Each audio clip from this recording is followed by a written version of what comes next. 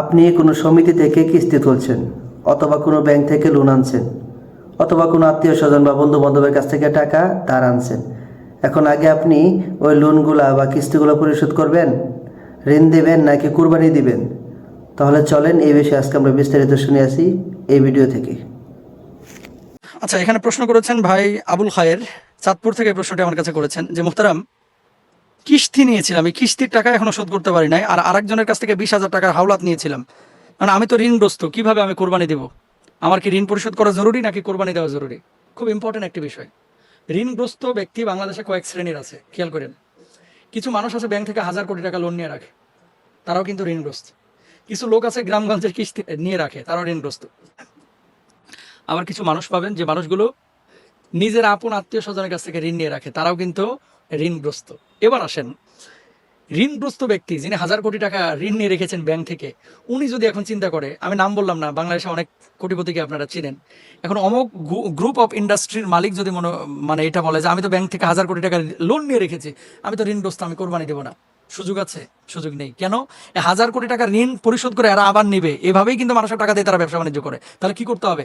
যে মাসে যত টাকা কিস্তি, অর্থাৎ প্রতি মাসে আপনি 50 কোটি টাকা লোন শোধ করেন, ওই 50 কোটি টাকা আপনি আলাদা করেন, আলাদা করে বাকি আপনার কাছে নিঃসন্দেহে যারা এমন ব্যবসায়ী এদের কাছে নেশা পরিমাণ সম্পদ থাকে, সুতরাং আপনি কোরবানি দেবেন।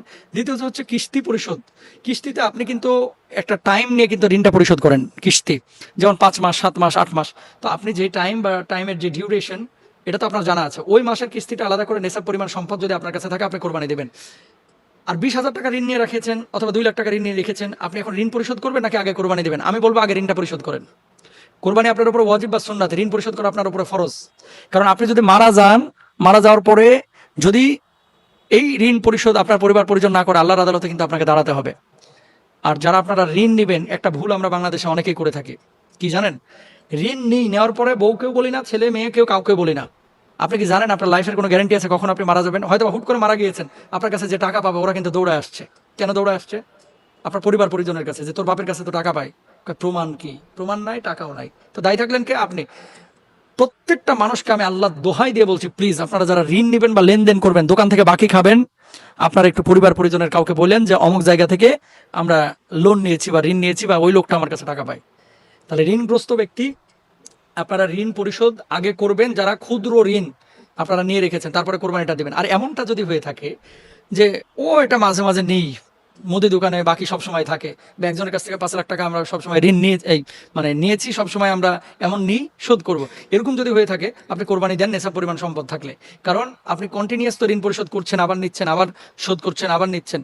এখন খেয়াল করবেন যে 10 তারিখ, 11 তারিখ, 12 তারিখে 3 দিন নেশা পরিমাণ সম্পদ আপনার কাছে আছে কিনা। যদি থাকে আপনি কোরবানি করবেন, যদি না থাকে আপনি কোরবানি করবেন না। তার মানে হলো আপনার কোরবানির চাইতে ঋণ পরিশোধ করা বেশি উত্তম। তাই যারা ঋণ করছেন তার আগে ঋণ পরিশোধ করুন, তারপরে কোরবানি দেন। আল্লাহ তাআলা আমাদেরকে ঋণ মুক্ত জীবন দান করুন। সকলেই বলি আমিন।